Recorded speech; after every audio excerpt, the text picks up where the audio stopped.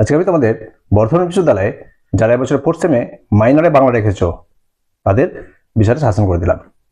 জানো তোমাদের এখানে ফোর্থ সেমে মাইনরে কি বিষয় আছে? ছন্দ ও অলঙ্কার, যেটা তোমাদের পুরোপুরিভাবে শেখার বিষয়। ছন্দও শিখতে হয়, অলঙ্কারও শিখতে হয়।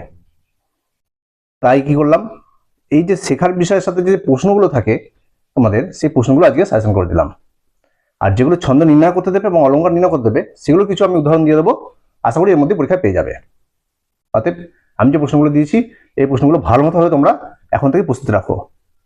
এবং আমি শেষে, অর্থাৎ পরীক্ষার 1 মাস আগে লাস্ট মিনিট সাজেশনের সময় আমি এই প্রশ্নের উপরেই স্টামাক প্রশ্ন করে দেবো, যেগুলোর মধ্যে তোমরা কম পেয়ে যাবে।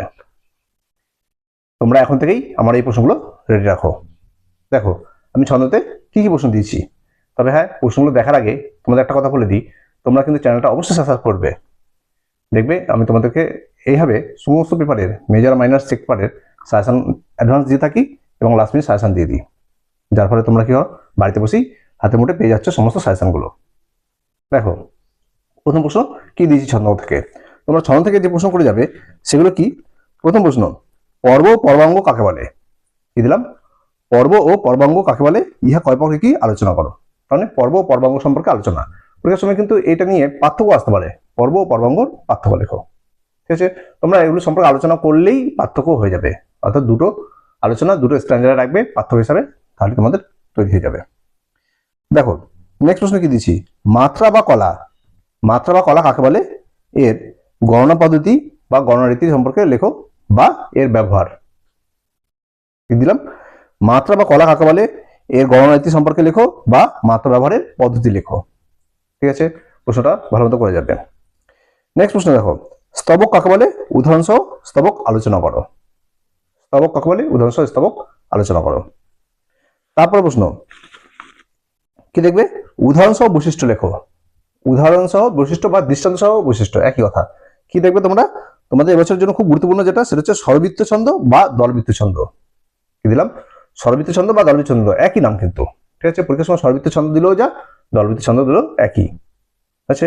আর যেটা দেবে ভালো মতো হবে সেটা হচ্ছে মাত্রাবৃত্ত ছন্দ বা কলাবৃত্ত ছন্দ। কি দিয়েছি? মাত্রাবৃত্ত ছন্দ বা কলাবৃত্ত ছন্দ কাকে বলে, এর বৈশিষ্ট্য সম্পর্কে আলোচনা করো, উদাহরণ সমেত কিন্তু। হ্যাঁ, প্রত্যেকটা কিন্তু তোমরা উদাহরণ দেবে, উদাহরণ না দিলে কিন্তু নাম্বার কেটে দেবে। তাই তোমরা প্রত্যেকটা শুধু ছন্দের নয়, ছন্দ বা অলঙ্কারের প্রশ্নের সাথে কিন্তু একটা করে উদাহরণ মাস্ট দিয়ে দেবে। যদি উল্লেখ করে দেয় তাও দেবে, উল্লেখ না করলে তাও দেবে তোমার উদাহরণ। ঠিক আছে, দেখো নেক্সট প্রশ্ন কি দেখবে তোমরা, অমিত্রাক্ষর ছন্দ কাকে বলে, এর বৈশিষ্ট্য দৃষ্টান্ত সহ আলোচনা করো। কি দেখবে, অমিত্রাক্ষর ছন্দ কাকে বলে, এর বৈশিষ্ট্য দৃষ্টান্ত সহ বা উদাহরণ সহ আলোচনা করো। ঠিক আছে, তারপরে দেখো কতগুলো টিকা দেখবে, অর্থাৎ কি কি দিলাম একটু দেখে নাও। কি কি দেখবে, দ্বিপদী, দ্বিপদী, ত্রিপদী, পয়ার আর মহাপয়ার। কি দেখবে, দ্বিপদী, ত্রিপদী, পয়ার আর মহাপয়ার। এই কটার উপরে টিকা তোমরা দেখতে, মানে এই কটা ছন্দের উপরে কিন্তু টিকা আসতে পারে। ঠিক আছে, নেক্সট প্রশ্ন, মুক্তক বা মুক্ত বন্ধ ছন্দ কাকে বলে। কি দিলাম? মুক্তক বা মুক্ত বন্ধ ছন্দ কাকে বলে, এর বৈশিষ্ট্য দৃষ্টান্ত সহ লেখো। তারপর প্রশ্ন, গদ্য ছন্দ কাকে বলে, উদাহরণ সহ বৈশিষ্ট্য লেখো। গদ্য ছন্দ কাকে বলে, উদাহরণ সহ বৈশিষ্ট্য। নেক্সট, ছেদ ও জ্যোতি কাকে বলে, এর ব্যবহার করা হয় কেন, উদাহরণ সহ লেখো। কি দিলাম? ছেদ ও জ্যোতি কাকে বলে, এইগুলো ব্যবহার করা হয় কেন এবং দৃষ্টান্ত সহ এগুলো বা উভয়ের পার্থক্য। কি দেবে? ছেদ ও জ্যোতির পার্থক্য। তোমরা প্রশ্ন সেটটা পুরোভাবে এভাবে তৈরি রাখবে। ঠিক আছে, নেক্সট প্রশ্ন দেখো কি দিয়েছি, শাসাঘাত কাকে বলে, বাংলা ছন্দে শাসাঘাতের প্রভাব লেখো। শাসাঘাত কাকে বলে, বাংলা ছন্দে শাসাঘাতের প্রভাব লেখো। ছন্দ থেকে তোমরা এই কটা প্রশ্ন রেডি রাখবে। এরপর যেটা দিচ্ছি সেটা হচ্ছে অলঙ্কার। দেখো আমি যে অলঙ্কারগুলো বলছি, সেই অলঙ্কারগুলো তোমরা কি কি সেট দেখবে। অলঙ্কার সেটটা হচ্ছে এরকম যে সংজ্ঞা, প্রকারভেদ, বৈশিষ্ট্য, উদাহরণ সহ আলোচনা করো।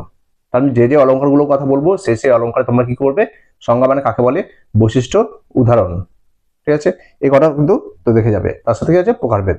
ঠিক আছে, দেখো কি কি অলঙ্কার তোমরা এবছরের জন্য ভালো মতো দেখবে। প্রথমে সমাসক্তি অলঙ্কার, নিশ্চয় অলঙ্কার, রূপক অলঙ্কার, শ্লেষ অলঙ্কার, অর্থালঙ্কার, উপমা। এরপর দেখবে ভ্রান্তিমান, অনুপ্রাস, বক্রোক্তি অলঙ্কার। এছাড়া দেখবে তোমরা বিষম্য এবং অসঙ্গতি অলঙ্কার, ঠিক আছে। আর দেখবে অপরিণতি এবং সন্দেহ অলঙ্কার, ঠিক আছে। এই কটা অলঙ্কার তোমরা ভালোভাবে করে যাবে। এগুলো কিন্তু সংজ্ঞা, প্রকারভেদ, বৈশিষ্ট্য, উদাহরণ সহ। দেখো এই অলঙ্কারের এইভাবে আসবে, যেমন আবার তোমাদের কিন্তু অলঙ্কারের মধ্যে পার্থক্য আসতে পারে। কিরকম পার্থক্য আমি একটা উদাহরণ দিয়ে বলে দিই। দেখা গেল তোমাদের পার্থক্য দিল যে অপরিণতি এবং সন্দেহের পার্থক্য লেখো, মানে অপরিণতি এবং সন্দেহ অলঙ্কারের পার্থক্য। তাহলে কি আছে, অপরিণতি অলঙ্কার তোমরা যেখানে পড়েছো সংজ্ঞা, বৈশিষ্ট্য, আর সন্দেহ অলঙ্কার যেখানে পড়েছো সংজ্ঞা, বৈশিষ্ট্য, সেই দুটো টপিক তুলে দেবে, তোমাদের পার্থক্য হয়ে যাবে। প্রশ্নটাতে পার্থক্য হিসেবে থাকবে, তোমরা এভাবে দুটো স্ট্যান্ডার্ডে লিখবে, পার্থক্য হয়ে যাবে, ঠিক আছে। তাহলে এইভাবে তোমাদের আমি যতগুলো অলঙ্কার বললাম সেই সমস্ত অলঙ্কারের মধ্যে কিন্তু দুটো অলঙ্কার মিলিয়ে একসাথে বলতে পারে এর পার্থক্য। তোমরা সেই হিসাবে দুটো স্ট্যান্ডার্ড তুলে দেবে, দুটো অলঙ্কার দুটো স্ট্যান্ডার্ড তুলে দেবে, তোমাদের পার্থক্য হয়ে যাবে, ঠিক আছে। তাহলে দেখো আমি কি দিলাম, মাইনরের ছন্দ অলঙ্কারের প্রশ্নগুলো দিলাম।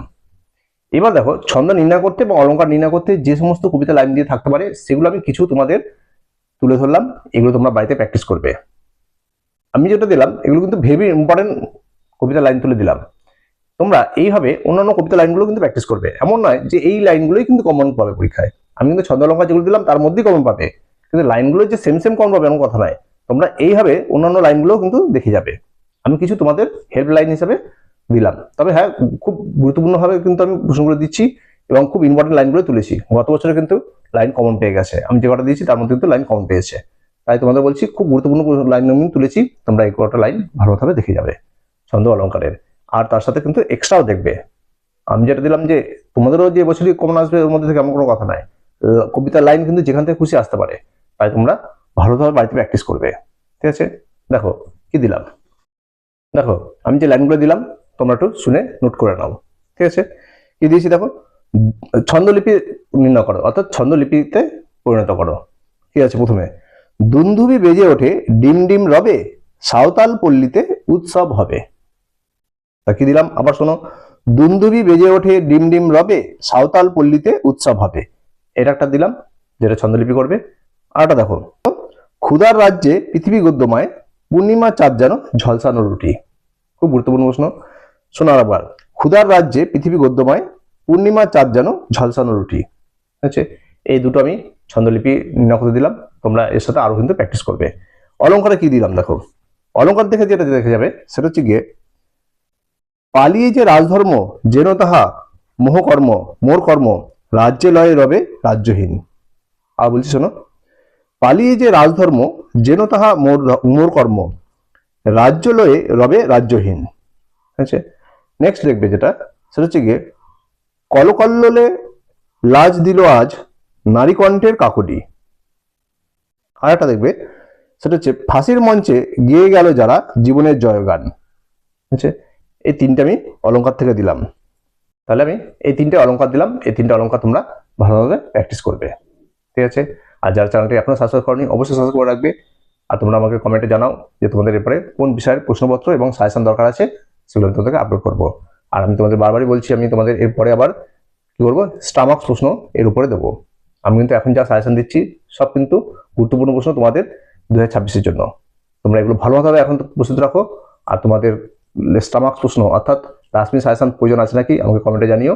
আমি তোমাদের কিন্তু সেই হিসাবে পরীক্ষার 1 মাস আগে লাস্ট মিনিট সাজেশন দেবো, যেটা দেখে এই প্রশ্নের উপরে কিন্তু আমি স্টামার্কস করবো মাত্র 8টা প্রশ্ন মতন। পরীক্ষা থাকে কিন্তু 10টা, লিখতে হয় 6টা। তাই তোমরা অবশ্যই কিন্তু এই চ্যানেলটা ফলো করবে।